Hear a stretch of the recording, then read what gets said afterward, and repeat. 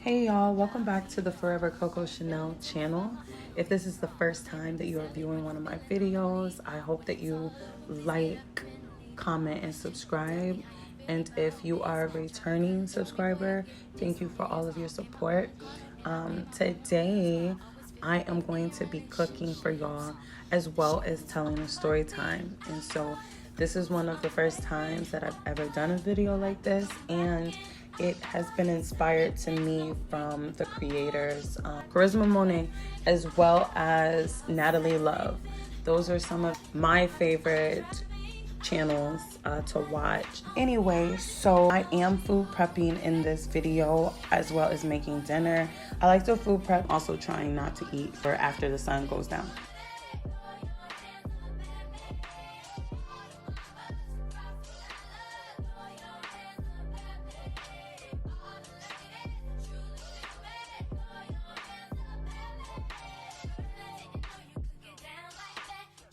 Anyway, I want to tell you guys about a story of when I should have ran off on the plug twice.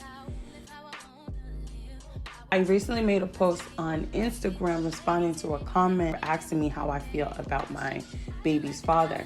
And so my response is what it was, and you will see the clip somewhere in this video.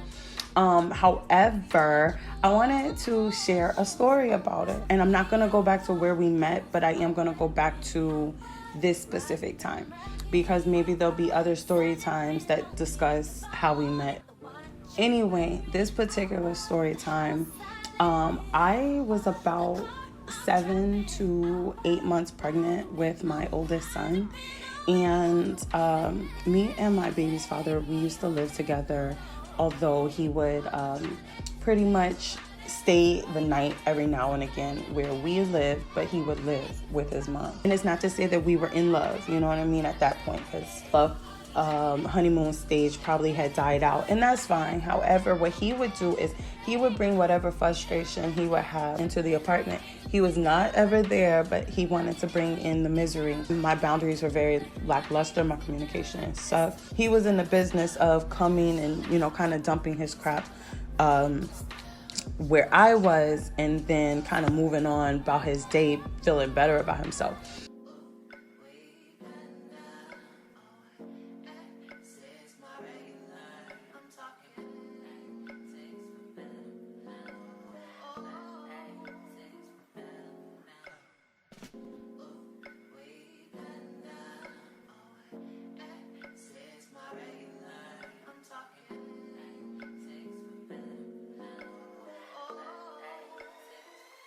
And this is how it pretty much all started.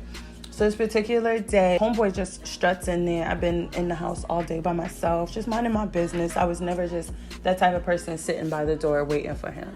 And so, you know, I was just living my life too.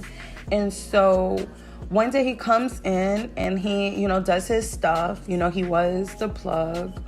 And so he came in, did whatever he was doing. And I don't know, I think he came into the room where we were and he thought that he was going to say some shit to me, work me up, and then leave. But like I said, my communication, my boundaries were not there.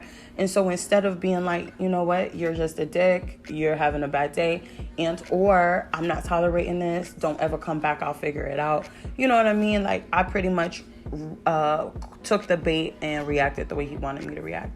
The view will improve, so just bear with me. So I did start fighting with him, and we were all around the freaking apartment, running around room from room, like just, you know, fighting, you know, chasing each other, yelling, just being very ignorant, being very ghetto, if I must say so myself. And so the next thing I know, like, we're in a full-blown fight. One who was very emotional and psychologically abusive. And so he would say stuff and behave in ways and stuff like that that would then, for me, with what I was coming to the table with, the lack of communication skills, I would then physically, retaliate. So I knew that he was trying to be a dick on purpose, and so I would behave the way I behaved as if that was making the situation better and or offering some type of solution to myself or him, and it wasn't.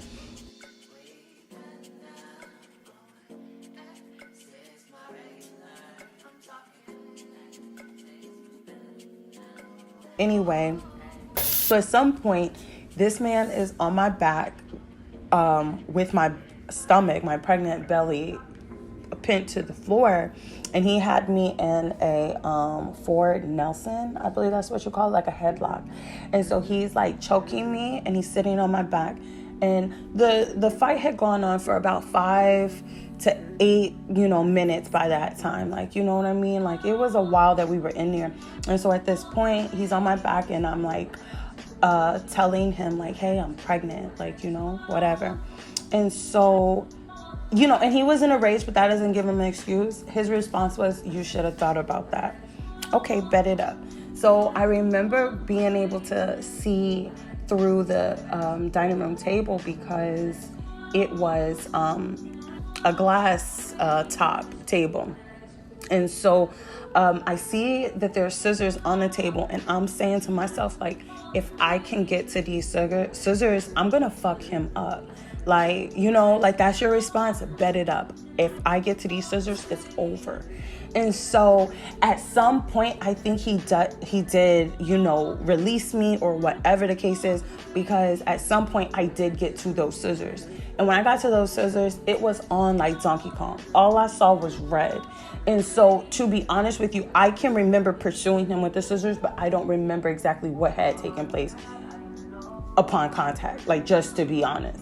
Anyway, but I do remember his mom being like, oh, you stabbed my baby in the face. Something about him having like bruises.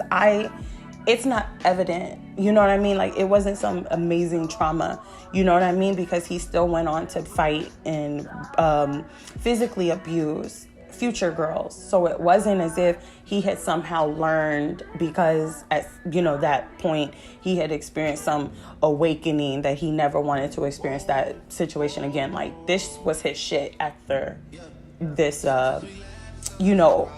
dynamic with he and I. And so so at some point he does leave. I think he was having a friend, like he was meeting somebody that he was about to serve. And I'm not dry snitching. I'm pretty sure he's on his way to prison now. Anyway, his buddy came to the door, I guess, because that's just what the text messages were between them, because we were actively fighting. And so because he was about to make whatever move, the person came by and he's just like, whoa, whoa, whoa.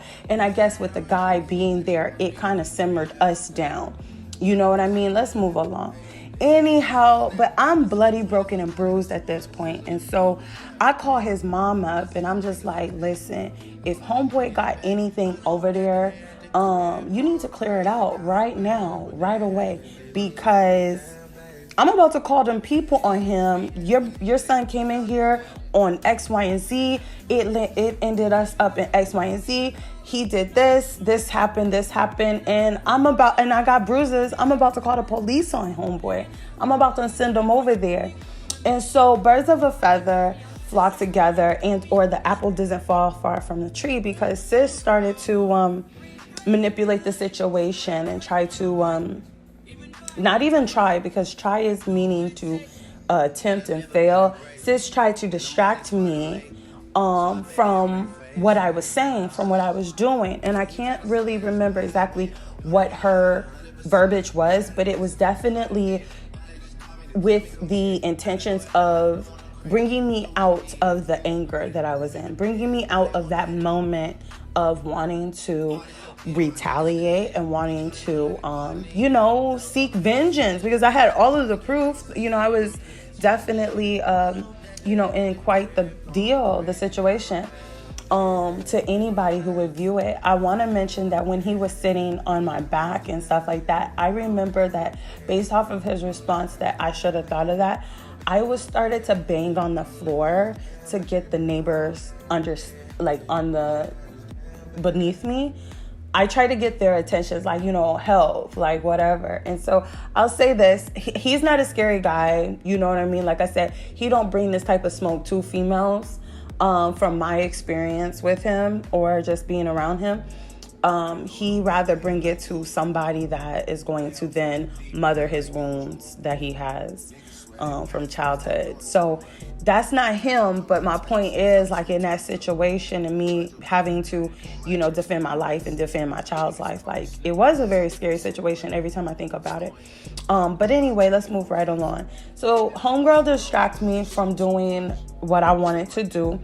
And she pretty much rocked me to sleep, like, to be honest with you. Like, at some point, I ended up just getting in the bathtub and, soaking deep, compressing, and, going on through the night, minding my business. Maybe I cried. I was super emotional when I was pregnant. And I'll say that I'm super emotional now, just not as sensitive as I was then. Because I was a crybaby when I was pregnant, which would always make me so upset because he was making me mad. He was not making me sad. So when I was reacting with tears, I could tell by looking at his mom and his face that they thought that they had more power over me than they really did. Or, right, like, I remember just knowing for a fact that these people are getting gratification out of me, quote unquote, being sad, but it was never sad, right? Anyway, and then again, like I said, it was a lack of boundaries too, because who I am now would have said, cut the shit. I'm not dealing with you guys or dealing with you or dealing with any of y'all. I would have called them out on what it was that I was noticing. I did have to learn how to then communicate my my questions, comments, and concerns. I had to then learn to communicate, like, what was bothering me and stuff like that. And later on, I got to learn what was right, like what was feeling right, and how to communicate that to friends, family, lovers, and things like that, because both are important. Anyway, so what happened was I had, went on about my night and went to sleep. And the next day, I'm guessing good sis wanted to make sure that I was seeing the brighter side of things, although he and I were like done. Like, I think we were very sure that we were done. And so homegirl picks me up after work, after she got off of work, and we went around the town. And I think this was the immediate next day. This could have been on like a week or so later. Anyway, here's the tea. I do want to be clear that you're seeing all of my body yada yada yada yada in this clip. However, your girl is 20 pounds down. I really, kind of came to terms that me being like 70 pounds, probably a little more overweight. I think it's 70. That's what it is. 70 pounds over my BMI index. I was obese, whether I was unhealthy looking, you know what I'm saying? So anyway, 20 pounds down. When you see your girl, act like you know. Anyway, and that has something to do with why I was trying to complete this task before the sky got dark, because I just know that healthy habits lead to a healthy lifestyle. And so, I just been checking in with stuff like that. And, anyway, so about a week or so later, it had to be a week, because I remember the tone of he and I's relationship was, don't text me no more and don't call me no more. And so, but her and I were still chilling, his mom and I. And so one day, like I said, she picks me up after work and we go shopping. And I'll just say, dealing with people who deal in illegal sales, as like their partner, and during that time, at least for me, because I know he's had other children with other females, and I didn't hear that they were having the same experience. Me personally, I was going into Sephora, I was going into Mac, and I was spending a check and really not knowing how much that type of stuff was costing. Like, at this point in my life, I'm gonna have to like put to the side what I want to spend at those stores. You know what I mean? Like, it's got to be intentional. There, baby, I was able, hey, like, life was definitely different. But like I told my mom back then, everything that glitters ain't gold. And what you get in that lifestyle, you pay in other ways, you know? And that's along with any other fast money getting lifestyle.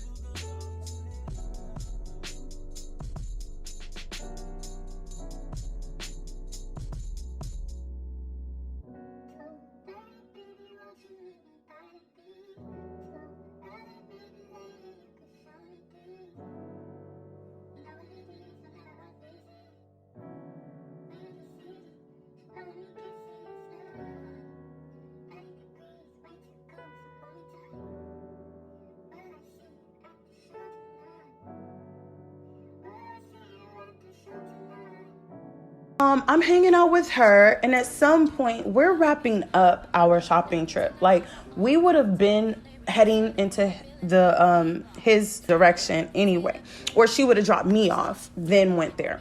However, she gets a call. He's on speaker. He's like, Mom, you know, the police, they kicking in the door, you know, you gotta get here.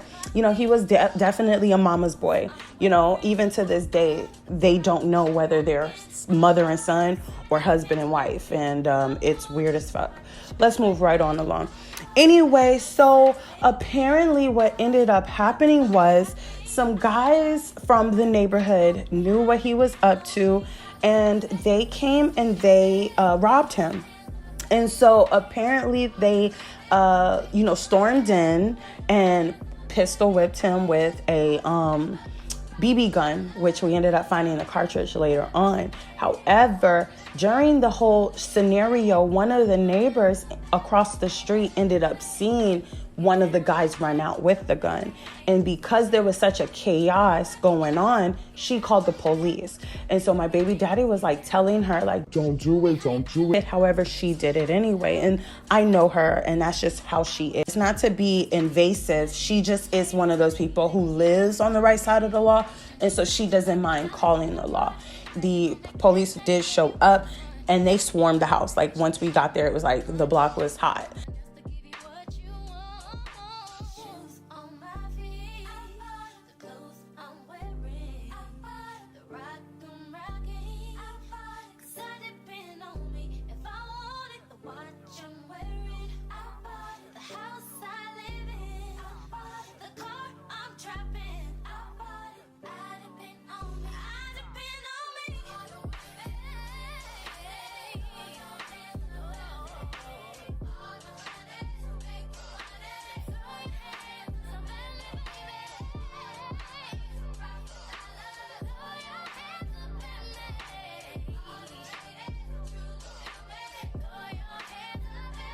You know, they saw him and he had substances kind of falling out of his pocket. And because the police arrived to a crime scene, they wanted to secure the area. So they go into the house and they find what his business is, like boxes and stuff that he was getting, wherever he was getting it from. I'm not here to go that far. Like I said, he's facing them charges now. Well, those charges got dropped.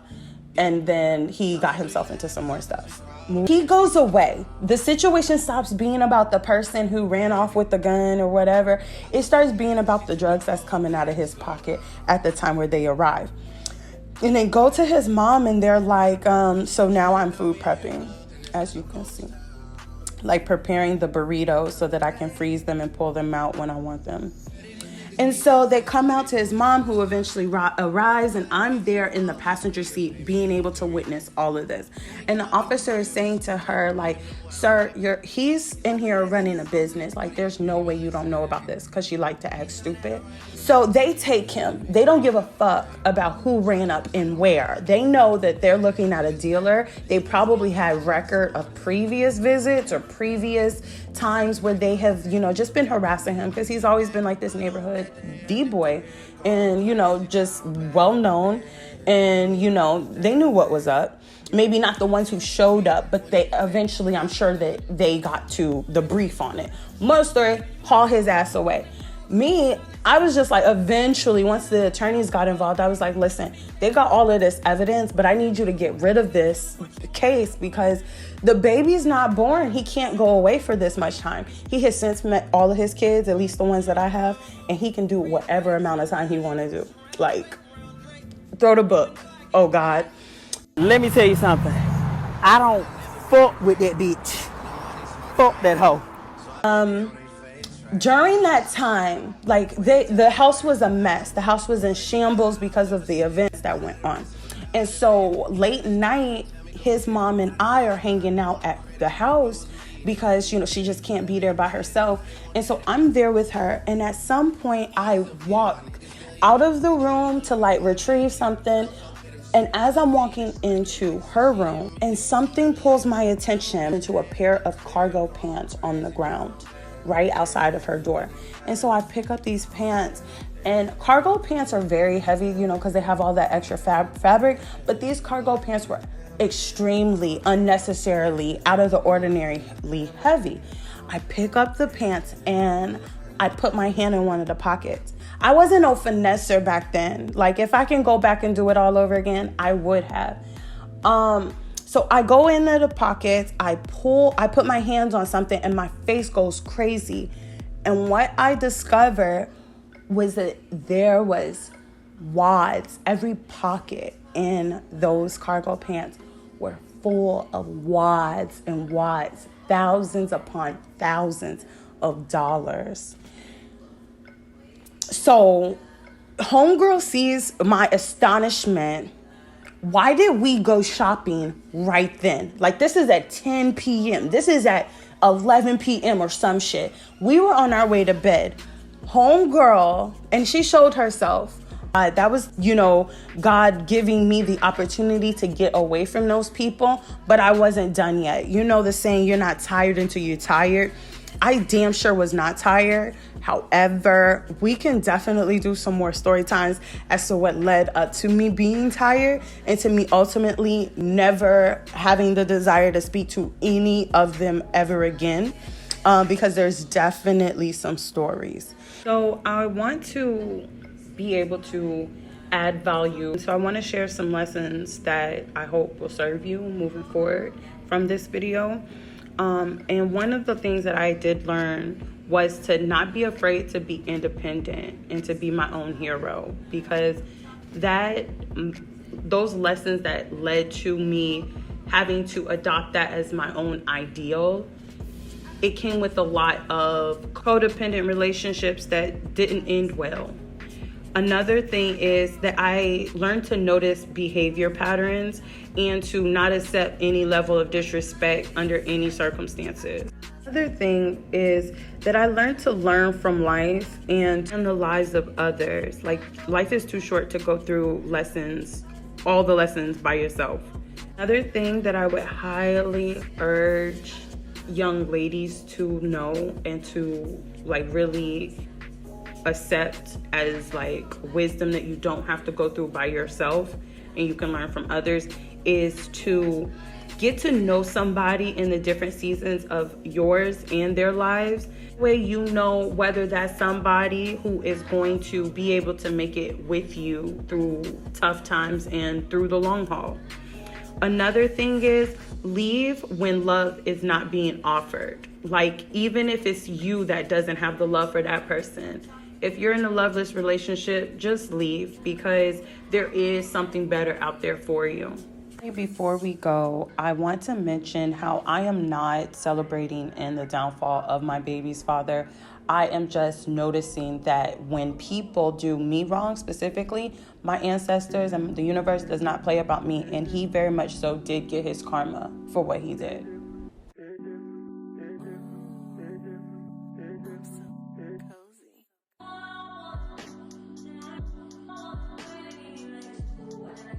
Anyway, I hope you like this one. Yes, as you can see, it was still light outside and I was trying to get my food in. Bye.